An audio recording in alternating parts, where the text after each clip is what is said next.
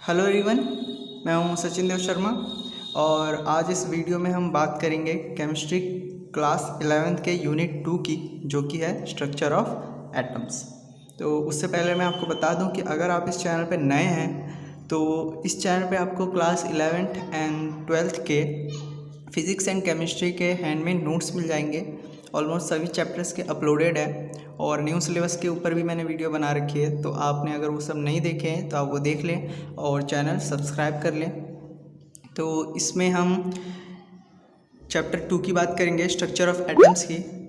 तो structure of atom, the rich diversity of chemical behavior of different element can be traced to the difference in the internal structure of atoms of these elements।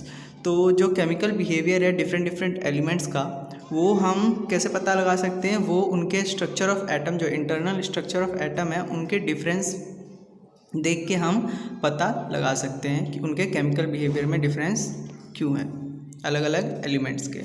Atoms is Greek word एटोमियो which means uncuttable और non divisible. तो atom जो है Greek word है जिसका मतलब होता है अनकटेबल और नॉन डिविजिबल। सब एटॉमिक पार्टिकल्स, तो सब एटॉमिक पार्टिकल्स पहला हमारा इलेक्ट्रॉन से आपको पता ही है। तो electron are those which contain only unit negative charge, पता ही है आपको। Electrons can discover, electron was discovered by J Thomson. तो ये इलेक्ट्रॉन्स जो है वो जे थॉमसन ने डिस्कवर किया था। प्रॉपर्टीज ऑफ इलेक्ट्रॉन्स देखते हैं। The charge on electron is -1.6 into 10⁻⁹ coulomb. Electrons are move towards the positive charge, so they are called cathode ray particles. तो इलेक्ट्रॉन जो है वो पॉजिटिव चार्ज की तरफ जो है मूव करता है, इसीलिए इसे हम कैथोड रे पार्टिकल्स भी कहते हैं। The mass of electron is 9.1 into 10⁻31 kg। Second है प्रोटॉन्स। तो protons are those which contains 1 unit of positive charge. Proton was discovered by E Goldstein, ठीक है, E Goldstein. Properties of protons. The protons are move towards the negative particles, ये negative particles तरफ move करता है। The charge on the particle are 1.6 into 10⁻⁹ coulomb positive का। The mass of proton is 1.67 into 10⁻27 kg। Third है आपका neutrons. The neutrons are those which contain no charge, इनमें कोई भी चार्ज नहीं होता। Neutron was discovered by J Chadwick, contains mass equal to protons. इसका mass जो है वो प्रोटॉन्स के इक्वल होता है। प्रॉपर्टीज देखते हैं। Properties of neutrons, they have zero charge, mass is 1.67 into 10⁻⁻27 kg, जो कि प्रोटॉन के मास के इक्विवेलेंट है। अब आते हैं एटॉमिक मॉडल्स पे, कौन कौन से एटॉमिक मॉडल्स हैं। तो सबसे पहला है Thomson model of an atom, जो कि 1898 में आया था। तो this model was given by J Thomson in 1898। तो ये मॉडल जो है जे थॉमसन ने दिया था 1898 में। The main points of this models are, तो इसका जो मेन पॉइंट्स है वो हैं atoms is a sphere of positive charge in which the electrons are embedded. तो पहला पॉइंट था कि जो एटम है वो पॉजिटिव चार्ज का स्फीयर है, ठीक है, जिसमें इलेक्ट्रॉन्स जो है वो एम्बेडेड है, मतलब धंसे हुए हैं इलेक्ट्रॉन्स। ये इसका फिगर भी बना रखा है। The amount of positive charge and negative charge is equal such that atom is electrically neutral. Second point बताया कि जो पॉजिटिव चार्ज है और नेगेटिव चार्ज है उसका जो अमाउंट है वो इक्वल है, इसीलिए एटम जो है वो इलेक्ट्रिकली न्यूट्रल होता है। थर्ड है this model is also known as plum pudding, raisin pudding और वाटरमेलन पुडिंग मॉडल। तो इसको इन सब नामों से भी जाना जाता है। क्यों? क्योंकि ये इसी की तरह रहते हैं जैसे आपका रेजिन पुडिंग या वाटरमेलन पुडिंग होता है, या आप खीर की तरह भी समझ सकते हैं। खीर में जो दूध वाइट वाला पोर्शन होता है वो पूरा पॉजिटिव चार्ज और जो चावल रहते हैं वो नेगेटिव, तो उसकी तरह इसे, इसीलिए इसका नाम ये सब भी कहते हैं। Limitations, it couldn't explain overall neutrality of an atom, लेकिन इसने ओवरऑल न्यूट्रलिटी एटम का नहीं एक्सप्लेन किया था। This model fail to explain how positive charge holds electron inside atom. It also fail to explain an atom's stability भी नहीं बताई। The theory did not mention anything about the nucleus of an atom, और इसमें nucleus के बारे में कुछ भी नहीं कहा गया। फिर आया next Rutherford's nucleus model of an atom. A stream of high energy alpha particles from a radioactive source was directed at a thin foil 100 nanometre of gold foil, वो उसकी थिकनेस थी। तो stream of high energy alpha particle का जो है source है वो एक थिन फॉइल के ऊपर, जिसकी जो मोटाई थी वो 100 नैनोमीटर थी, गोल्ड फॉइल थी, उसके ऊपर छोड़ी गई। The thin gold foil had a circular fluorescent zinc sulphide screen around it. उसके अराउंड में क्या था, मतलब जो फॉयल थी उसके चारों तरफ जो क्या था पीछे की साइड, वो circular fluorescent zinc sulphide screen लगा रखी थी। और ये बता दूं, फ्लोरोसेंट जिंक सल्फाइड स्क्रीन जो होता है उसके ऊपर जब आप एनर्जी पार्टिकल्स छोड़ते हैं तो उसके बाद वो जो है वो चमकता है, जिससे कि हम पता लगा सकते हैं कि इसके ऊपर कुछ चार्जेस जो हैं वो निकल रहे हैं या पड़े हैं उस पर, तो वो उसकी स्क्रीन लगी हुई थी। Whenever alpha particle struck the screen a tiny flash of light was produced at that point. तो जैसे कि बताया मैंने कि अल्फा पार्टिकल जैसे स्क्रीन को हिट करता था तो क्या होता था कि उस पर से लाइट प्रोड्यूस होती थी, मतलब हल्की हल्की छोटे छोटे जुगनू जैसे लाइट प्रोड्यूस होती थी। फिर रिजल्ट ऑफ स्कैटरिंग एक्सपेरिमेंट, तो तो इसका जो एक्सपेरिमेंट का रिजल्ट क्या आया वो है nearly 99.9% alpha particles passed undeviated. तो 99.9% अल्फा पार्टिकल्स क्या हुए, अनडेविएटेड, मतलब किसी ना कोई भी रुकावट के या मुड़े बिना वो जैसे चल रहे थे वैसे ही पास हो गए। Some of the alpha particles were deviated by small angle, और कुछ क्या हुए अपने पाथ से जो है वो मुड़ गए कुछ एंगल पे। Very few particles returns back और deflected by large angle 180 degree. तो बहुत ही कम थे ऐसे जो अपने पूरे पाथ पे डिफ्लेक्ट हो गए और 180 डिग्री पे वापस आ गए। Conclusion regarding the structure of atom, तो most part of atom is hollow, ठीक है। The positive charge resides in a very small space. The positive charge is heavy, there is something heavy inside atom जो कि nucleus है। Number of protons is equal to number of electrons, इसका मतलब क्या है कि एटम जो है न्यूट्रल है। The size of nucleus is very very small compare to size of an atom. फिर है according to this model, on this basis of above observations the conclusions Rutherford proposed the nucleus model of an atom. तो इस पे जो Rutherford ने propose किया conclusion से कि according to this model the positive charge and most of the mass of atom was densely concentrated in a small region is called nucleus. तो जितना भी पॉजिटिव चार्ज होता है उसका जो मास है वो क्या है कि सेंटर में कंसनट्रेटेड होता है, जिसको न्यूक्लियस कहते हैं। The nucleus is surrounded by electrons that moves around the nucleus with very high speed in a circular path called orbits. तो द न्यूक्लियस होता है वो इलेक्ट्रॉन से सराउंडेड होता है जो कि उसके चारों तरफ बहुत ही हाई स्पीड से घूम रहा होता है, जिसको ऑर्बिट्स कहते हैं। Electrons and the nucleus are held together by electrostatic force of attraction. दोनों के बीच में इलेक्ट्रोस्टैटिक फोर्स ऑफ अट्रैक्शन होता है। Drawbacks of Rutherford model, he can not explain the stability of atom, stability नहीं बताई। According to Maxwell theory any accelerated charge particles emits radiation and loses energy and electrons will collide with nucleus and atoms get destroy. तो Maxwell की theory के according कि कोई भी circular charge है वो क्या करेगा, रेडिएशन एमिट करेगा और उससे क्या होगा कि एनर्जी लूज करेगा और उसको न्यूक्लियस में कोलाइड मतलब गिर जाना चाहिए, जिससे क्या होगा एटम डिस्ट्रॉय हो जाना चाहिए, लेकिन ऐसा नहीं हो रहा था और ये एक्सप्लेन नहीं कर पाए थे Rutherford's model. He cannot explain the line spectrum, discrete spectrum of atom. It says nothing about distribution of electrons around the nucleus and the energies of these electrons. उन्होंने इस बारे में भी कुछ नहीं बताया. एटॉमिक नंबर, तो एटॉमिक नंबर क्या होता है, Z से, कैपिटल Z से इसे डिनोट करते हैं. The number of protons present in the nucleus is equal to the atomic number. तो जितने प्रोटॉन्स प्रेजेंट होते हैं वही होता है एटॉमिक नंबर. ये डिस्कवर किया था मोज़ले ने. एटॉमिक नंबर आपका नंबर ऑफ प्रोटॉन्स भी कह सकते हैं, और आपको पता है नंबर ऑफ प्रोटॉन्स के इक्वल होते हैं नंबर ऑफ इलेक्ट्रॉन्स से, तो वो भी एटॉमिक नंबर के इक्विवेलेंट ही होता है. फिर है आपका एटॉमिक मास, जिसे मास नंबर भी कहते हैं, और इसे कैपिटल A से डिनोट किया जाता है. The total number of protons and electrons present in the nucleus also called nucleons is termed as mass number of atom.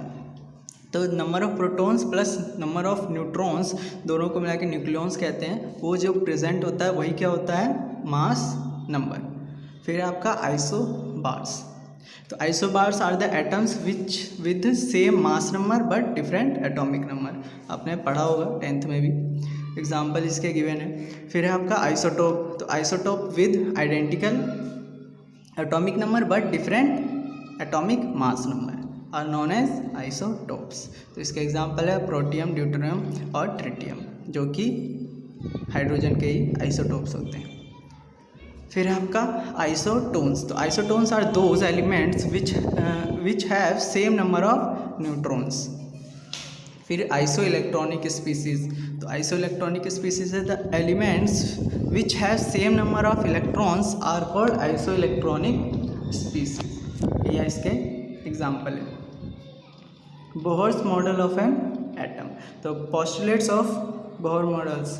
तो इसके कुछ पोस्टुलेट्स हैं, ये देखते हैं. Electrons revolve around nucleus in fixed circular path also called orbits with fixed energy and fixed velocity. तो electron जो है वो न्यूक्लियस के अराउंड जो है फिक्स सर्कुलर पाथ में, जिसे ऑर्बिट कहते हैं, वो रिवॉल्व करता है. The orbits of an electron does not change unless energy is added और रिमूव. तो ऑर्बिट जो है इलेक्ट्रॉन का वो चेंज नहीं होगा जब तक कि उसे एनर्जी दी ना जाए या उससे एनर्जी ली ना जाए. तो अगर हम एनर्जी देंगे तो jump from lower to higher orbit. तो इलेक्ट्रॉन क्या करेगा, लोअर से हायर ऑर्बिट में जंप कर जाएगा अगर एनर्जी दी जाएगी. और अगर एनर्जी लूज़ करता है, एमिट करता है, तो jump from higher to lower. तो क्या करेगा, वो हायर एनर्जी लेवल से लोअर एनर्जी लेवल पे चला जाएगा.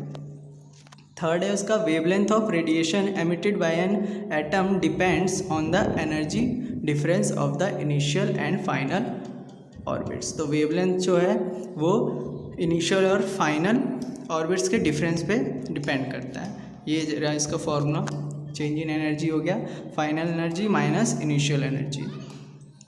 तो यहाँ से हमारा ये फॉर्मूला डिराइव हो जाता है 1/λ इक्वल टू 1/hc और EF माइनस EI. तो यहाँ पे सारी वैल्यू लिखी है. H जो है हमारे यहाँ प्लैंक्स कांस्टेंट है, C स्पीड ऑफ लाइट है, और लैम्डा वेवलेंथ है, और न्यू जो है वो फ्रीक्वेंसी है. फिर है क्वांटाइजेशन कंडीशन.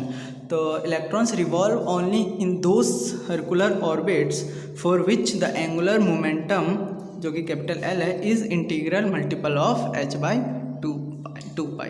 तो L इक्वल टू हो जाएगा आपका NH/2π. और जब L की वैल्यू लिखेंगे हम MVR, एंगुलर मोमेंटम जो है L आपका उसकी, तो ये इसकी जो फॉर्मूला है वो ये आ जाएगा आपका. और हेयर H जो है वो आपका प्लैंक कांस्टेंट है, जिसकी वैल्यू ये होती है. और रेडिया ऑफ ऑर्बिट या फिर stationary states are given by this. उसका रेडियस जो है वो इस फॉर्मूले से दिया जाएगा. वेलोसिटी का फॉर्मूला ये है. Energy of its stationery state is given by this formula. ये राइडबर्ग कांस्टेंट है, RH जो है. तो ये फॉर्मूलाज है कुछ. फिर नोट है कि बहुत atomic model is valid for single electron species such that He positive, lithium 2 positive, जो कि हाइड्रोजन लाइक स्पीसीज होते हैं, मतलब जिसमें सिंगल इलेक्ट्रॉन होता है. उस स्पीसीज़ के लिए बोहर्स एटॉमिक मॉडल जो है वो वैलिड है. फिर ये एनर्जी का फॉर्मूला है स्टेशनरी स्टेट्स के लिए. ये न्यूमेरिकल है, आप देख लेना, सॉल्व है, आप पहले खुद ट्राई करना, फॉर्मूला बेस्ड ही है और ये न्यूमेरिकल सॉल्व भी है, सॉल्व कर रखे हैं। फिर लिमिटेशंस है बोहर्स मॉडल की, तो लिमिटेशंस है is valid for only single electron species like H atom, बताया मैंने ऊपर, सिंगल इलेक्ट्रॉन के लिए जो है ये वैलिड है। फिर Bohr consider electron as a moving particle where according to de Broglie electron also have wave like as well as moving particle. तो ये भी एक इसका लिमिटेशन था कि बोहर ने सिर्फ इलेक्ट्रॉन को मूविंग पार्टिकल कंसीडर किया था, लेकिन डी ब्रोगली ने क्या बताया कि इसमें वेव नेचर भी होती है। फिर Bohr measured position of electron by this formula and velocity of electron. This he measured position and momentum in same time where it is impossible according to Heisenberg principle। तो Heisenberg अगला ही topic है इसका। Heisenberg के according ये possible है ही नहीं कि उसकी एग्जैक्ट पोजीशन और मोमेंटम सेम टाइम पे मेजर हो पाए, लेकिन बोहर के अकॉर्डिंग उन्होंने दोनों चीज़ बता दी थी। This model is also unable to explain the spectrum of atom other than hydrogen। फिर unable to explain the splitting of spectral lines in the presence of magnetic field and in electric field। तो ये भी नहीं बता पाए थे कि spectral line क्यों स्प्लिट होती है मैग्नेटिक फील्ड और इलेक्ट्रिक फील्ड की प्रेजेंस में। तो मैग्नेटिक फील्ड के प्रेजेंस में स्प्लिटिंग ऑफ स्पेक्ट्रल लाइंस को जीमैन इफेक्ट का नाम दिया गया है और इलेक्ट्रिक फील्ड की प्रेजेंस में स्टार्क इफेक्ट का नाम दिया गया है। It couldn't explain the ability of atoms to form molecule by chemical bonds. ये भी नहीं बता पाए थे। तो वीडियो में नेक्स्ट जो टॉपिक है जहाँ से हमें स्टार्ट करना है वो है electromagnetic wave theory. This theory was given by Maxwell 1870 में। The main points of this theory are the energy emitted from many sources like from a bulb continuously in form of radiation. तो जो many sources है जैसे bulb है उसमें से जो light निकलती है वो क्या होती है, रेडिएशन के फॉर्म में होती है, such that light is transmitted in form of electromagnetic wave. Second point है these radiations are made up of electric and magnetic field perpendicular to each other, so they are called electromagnetic waves। तो इसीलिए इसे electromagnetic waves कहा जाता है। Third point है these radiations travels with velocity of light जो कि है 3 × 10⁸ मीटर पर सेकेंड। फोर्थ है अनलाइक साउंड वेव्स और water waves electromagnetic waves do not require medium and can move in vacuum. Some important characteristics of wavelength, the minimum distance travelled by wave. ये definition type है, आपको पता ही होगा पहले से, फिर भी amplitude, the height of crest and depth of trough is called amplitude. Frequency, the number of waves passing through in 1 second is called frequency। Velocity, it is equal to the linear distance traveled by 1 second। फिर wave number, ये exams में पूछ लेते हैं, ये एक marks वाले में। Wave number is the reciprocal of wavelength. फिर आपका ये वेवलेंथ आपका लैम्डा इधर और न्यू फ्रीक्वेंसी है। इसके रिलेटेड जो इन तीनों में रिलेशन है आपका स्पीड ऑफ लाइट और फ्रीक्वेंसी वेवलेंथ में, वो ये शो किया हुआ है, nu equal to C by lambda. Limitation of electromagnetic wave theory, it could not explain the phenomena of black body radiation. And second था it could not explain the photo electric effect. फिर है black body radiation, the ideal body which emits and absorbs radiation of all frequency is called a black body। तो जो भी body emit और absorb कर लेती है रेडिएशन को वो क्या होती है, black body. And the radiation emitted by such a body is called black body radiation। Example है when iron is heated it becomes red first and finally turns into black as the temperature increases। फिर आपका photo electric effect, the ejection of electrons from the surface of metal when light of suitable frequency strikes on it is called photoelectric effect। तो किसी भी surface पे जब एक suitable frequency strike करती है लाइट की तो उसमें क्या होता है, इलेक्ट्रॉन इजेक्ट हो जाते हैं, वही क्या होता है, फोटो इलेक्ट्रिक इफेक्ट। करेक्टरिस्टिक्स देखते हैं इसकी। There is no time lag between the striking of light beam and the ejection of electrons from the metal surface. उनमें कोई भी टाइम का लैग नहीं होता है। The number of electrons ejected from metal depends on intensity of light और brightness of light. For each metal there is a minimum frequency जो कि म्यू नॉट है, below which photo electric effect is not observe. तो mu naught के below minimum जो frequency है उसके नीचे जो है वो फोटो इलेक्ट्रिक इफेक्ट नहीं ऑब्जर्व किया जा सकता। थ्रेशोल्ड फ्रीक्वेंसी जिसे कहते हैं, तो the minimum frequency of incident radiation which causes the photo electric effect is called threshold frequencies.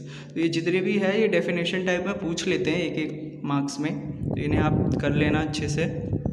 फिर है work function. The minimum energy required for the emission of photo electrons is called threshold energy और work function. If the frequency of incident light is more than the threshold frequency, the excess energy is transformed to the electrons as kinetic energy। तो ये kinetic energy में transfer हो जाती है। kinetic energy आपका half mv², जिसे h nu minus h nu naught के equivalent कह सकते हैं। फिर आपका Planck's quantum theory. According to Planck's quantum theory, the energy is emitted or absorbed not continuously but discontinuously in the form of energy packets called quantum। तो quantum क्या है, energy का पैकेट्स होता है। In case of light it is called photon। The energy of each quantum is directly proportional to frequency of emitted radiation। ये numerical है, आप देख लेना, ये न्यूमेरिकल सॉल्व किए हुए हैं। ये सेकेंड न्यूमेरिकल है, इसे कर लेना आप।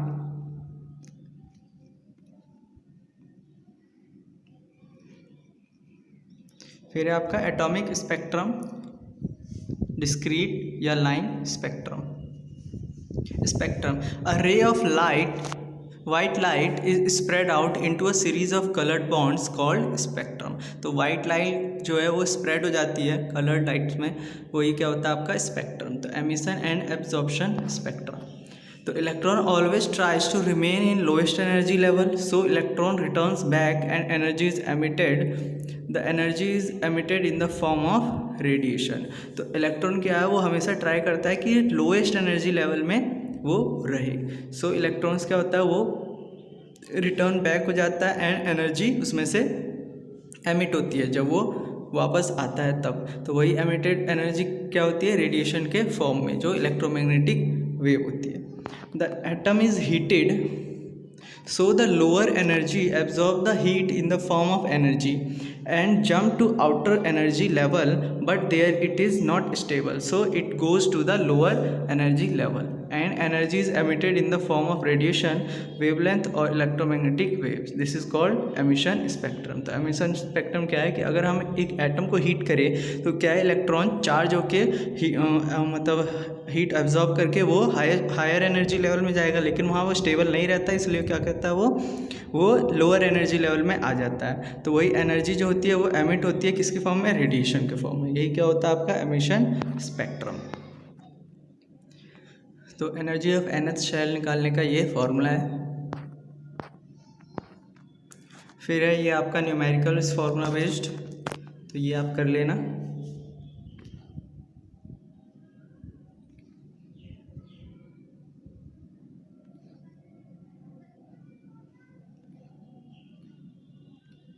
फिर है आपका रेडबर्ग फार्मूला। द वेवलेंथ या wave number of spectrum line called can be calculated by this formula. तो इस फार्मूले से कैलकुलेट किया जा सकता है। ये आपका फार्मूला है 1/λ = r z² 1n1² - 1/n2²। तो z अगर इक्वल टू 1 रखे तो ये फाइनल फार्मूला हमारा ये हो जाएगा। तो अब आते हैं हाइड्रोजन स्पेक्ट्रम पे। तो हाइड्रोजन स्पेक्ट्रम में आपके स्पेक्ट्रल लाइन्स की सीरीज जो होती है Lyman, Balmer, Paschen, Brackett, Pfund और हमफेरी, ये आपने पढ़ा होगा, बुक में भी होगा, लेकिन आपको मैंने इसे अच्छे तरीके से इसमें लिख रखा है। ये देखिए, ये रीज़न भी है, इसमें कौन कौन सी रीज़न भी होता है और कहाँ से स्टार्ट होता है। जैसे लाइमन जो है आपका N1 से स्टार्ट होता है और बाल्मर आपका 2 से, पास्चन 3 से, ब्रैकेट 4 से, पीफंड 5 से और हमफेरी 6 से। ये इसका लाइमन का एग्जांपल देखिए कि N1 जो है यहाँ से यहाँ पे किसी भी जब N लेवल से आएगा तो कहाँ पे आएगा, N1 पे। तो यहाँ पे ये डी एक्साइटेड फॉर्म में ये जब फॉर्मूले में पुट करेंगे तो ये आपका वेवलेंथ की वैल्यू आप निकाल सकते हैं, कैलकुलेट कर सकते हैं इस फॉर्मूले का यूज़ करके।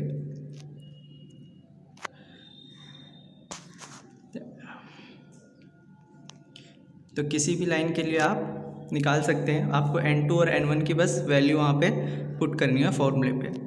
तो यहाँ से आप निकाल सकते हैं शॉर्टेस्ट वेवलेंथ जो होगी 911 एंगस्ट्रॉम और लार्जेस्ट वेवलेंथ जो होगी 1216 एंगस्ट्रॉम होगी। आपको बस फॉर्मूले में पुट करना है N2 और N1 की वैल्यू से, ठीक है। बाल्मर सेम, बाल्मर क्या है आपका, सबसे पहली कौन सी लाइन होगी, N3 से N2 वाली, और आखिरी वाली कौन सी होगी, इनफाइनाइट से N2 वाली। बताया मैंने बाल्मर क्या होता है, N2 पे किसी भी लाइन से, किसी भी जब N ऑर्बिट से जब आएगी लाइट तो वो N2 पे आएगी। बस आपको फॉर्मूले में पुट करना है और यहाँ से आपकी शॉर्टेस्ट और लार्जेस्ट वेवलेंथ की वैल्यू आप कैलकुलेट कर सकते हैं। सिमिलरली आप किसी के लिए भी, किसी भी स्पेक्ट्रल लाइन के लिए कर सकते हैं कैलकुलेट। तो यहाँ पे number of spectral line calculate करने के लिए ये देखिए, ये एग्जांपल दे रखा है, इसका फॉर्मूला भी है शॉर्टकट, तो आप इससे कैलकुलेट कर सकते हैं स्पेक्ट्रल लाइन निकालने का। फॉर्मूला देख लेना। फिर आपका डी ब्रोगली रिलेशन। तो according to de Broglie concept, all material particles possesses wave character as well as particle character. The wave associated with the material particle is called de Broglie wave or matter wave. तो कोई भी जो material particle है वो क्या होता है, wave character भी शो करता है और पार्टिकल कैरेक्टर भी। तो जो वेव एसोसिएट होता है उसके साथ वही क्या होता है, डी ब्रोगली वेव और मैटर वेव। तो according to de Broglie, every object in motion has a wave character. The wavelength associated with ordinary object are so short that their wave properties cannot be detected.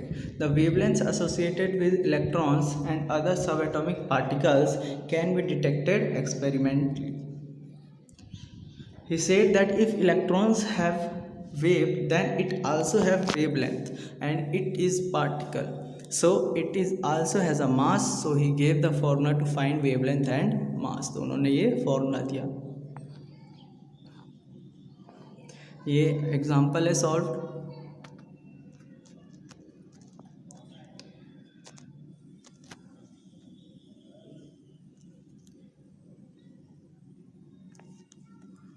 फिर है Heisenberg uncertainty principle. According to Heisenberg uncertainty principle, we cannot measure the accurate position as well as momentum simultaneously of a microscopic moving particle. तो हम किसी भी moving particle का accurate position और उसका momentum calculate नहीं कर सकते अकॉर्डिंग टू दिस प्रिंसिपल। तो ये अगर मोमेंटम मेजर करने का डेल्टा पी और पोजीशन का डेल्टा एक्स रखे तो ये इसका फॉर्मूला आता है।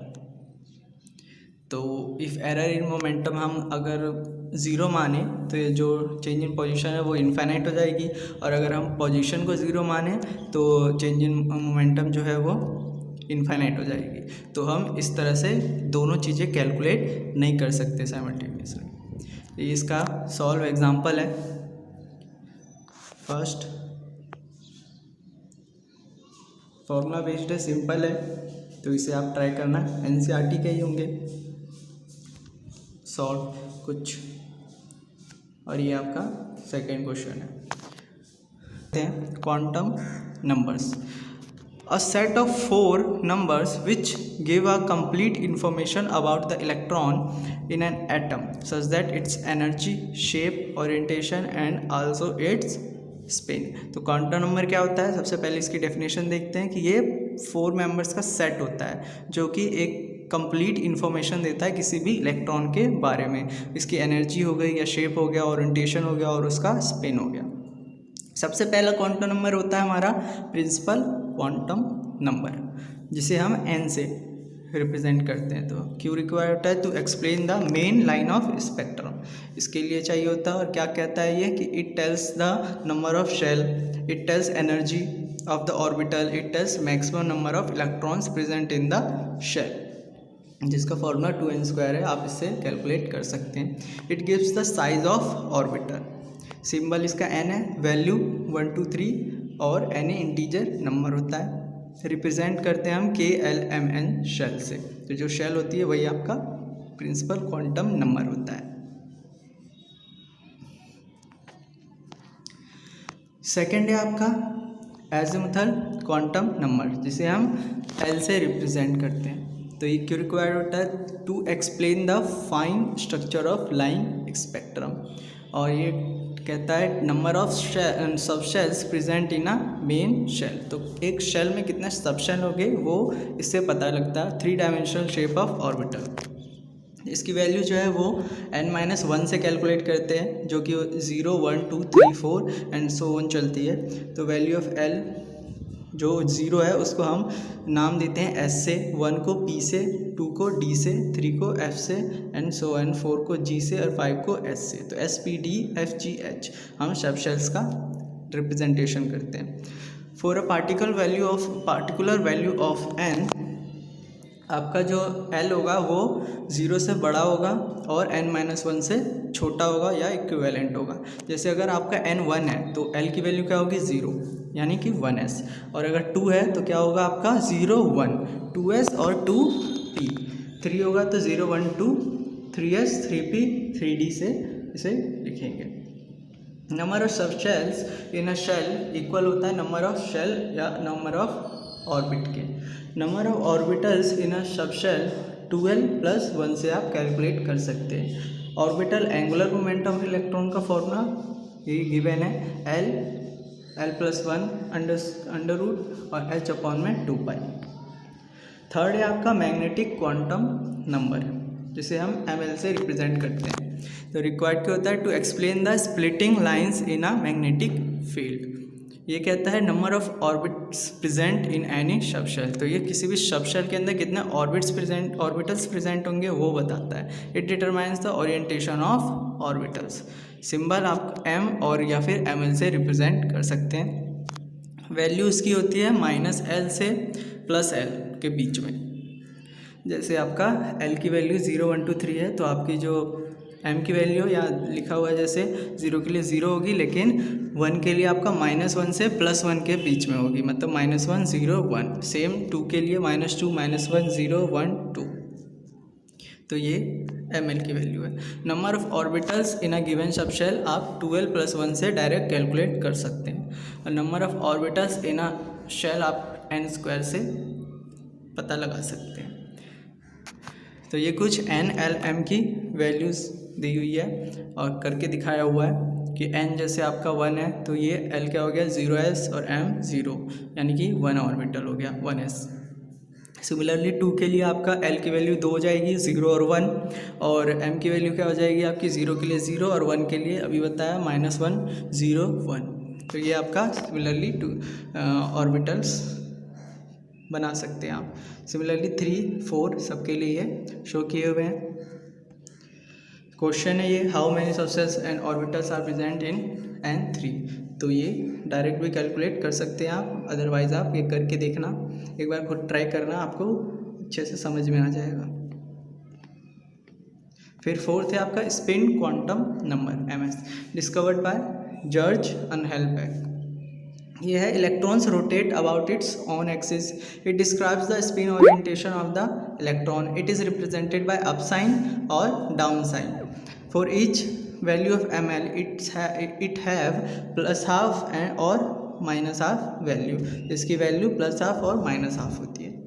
फिर है आपका पॉलीज एक्सक्लूसिव प्रिंसिपल, बहुत इंपॉर्टेंट प्रिंसिपल है। तो this principle states that no two electrons in an atom can have the same set of 4 quantum number. तो ये कहता है कि 2 इलेक्ट्रॉन जो है वो उनका same set of 4 quantum number नहीं हो सकता। इसे दूसरे शब्दों में बोले, N orbital can accommodate maximum 2 electrons with opposite spin. और कहता है कि एक ऑर्बिटल जो है वो मैक्सिमम 2 ही इलेक्ट्रॉन्स एकोमोडेट कर सकता है जिसकी स्पिन जो है वो अपोजिट होनी चाहिए। ये दिखाया हुआ है जैसे एस ऑर्बिटल है आपका, इसमें आप देखिए 2 इलेक्ट्रॉन दिखाए हुए हैं लेकिन अपोजिट स्पिन के साथ। Application, with the help of this principle one can calculate the maximum number of electrons which can be present in a shell, subshell और ऑर्बिटल। तो इसके थ्रू हम कितने maximum number of electrons present है वो पता लगा सकते हैं। जैसे ऊपर दिखाए हुए हैं कि 2D में कितने हैं, 10 होते हैं इलेक्ट्रॉन्स, कैलकुलेट कर सकते हैं हम इजीली। क्वेश्चन है find the number of electrons in second shell. तो वही उसी फॉर्मूले से आप कैलकुलेट कर सकते हैं 2n² से, और आप करके भी देख सकते हैं। फिर पॉइंट्स टू रिमेंबर है, ये कुछ फॉर्मूले लिखे हुए हैं जो ऊपर कवर किए हैं हमने, तो ये मैंने एक जगह लिख दिए हैं, इन्हें देख लेना आप। ये एक और क्वेश्चन है, इन्हें भी ट्राई करना।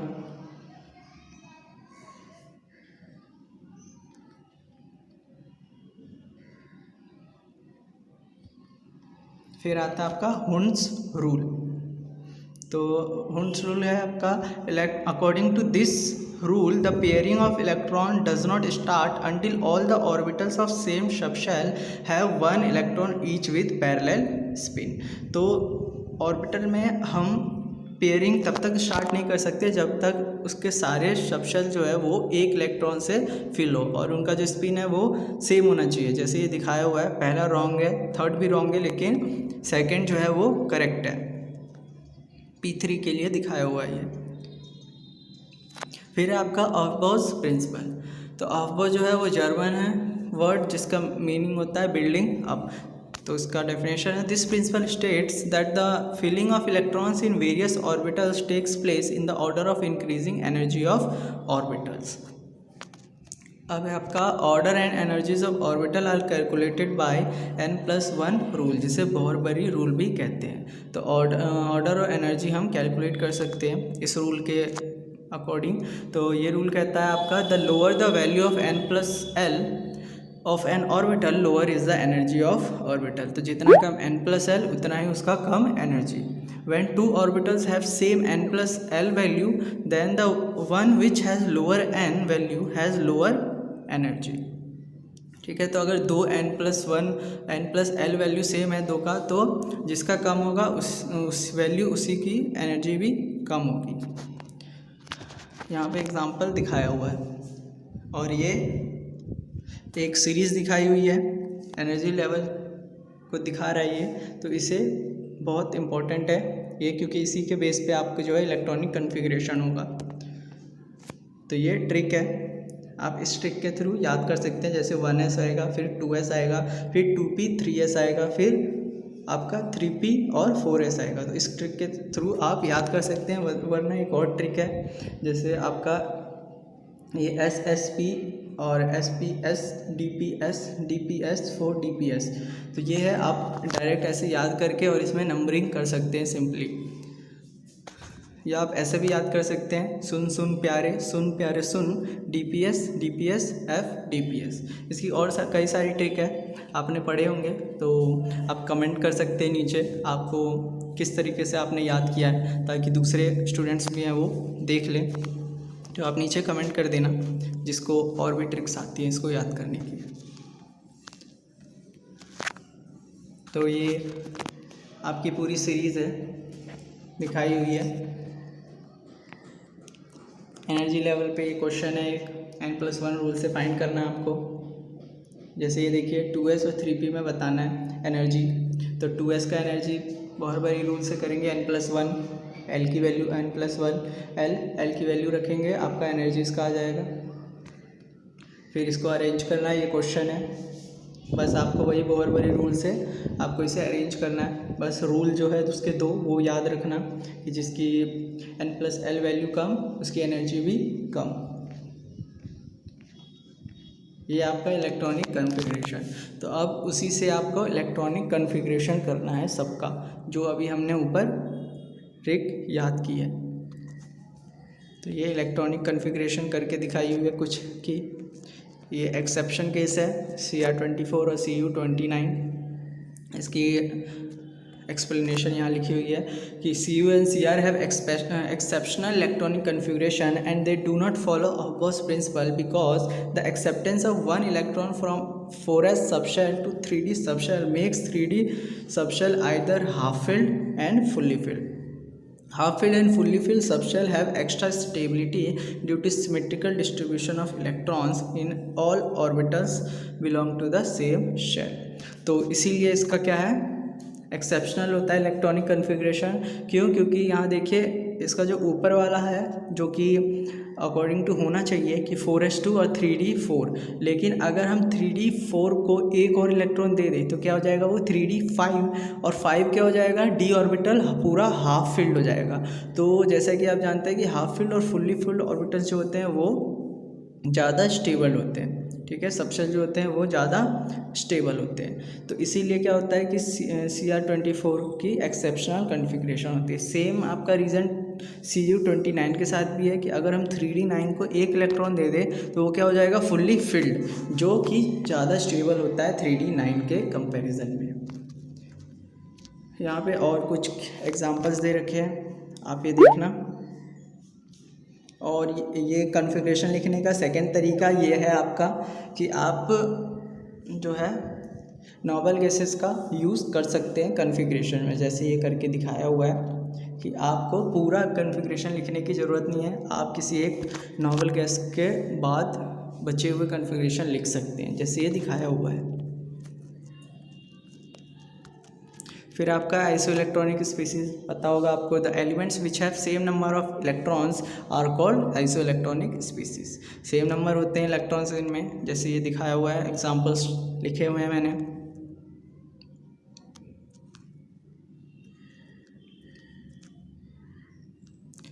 फिर है आपका शेप ऑफ ऑर्बिटल्स।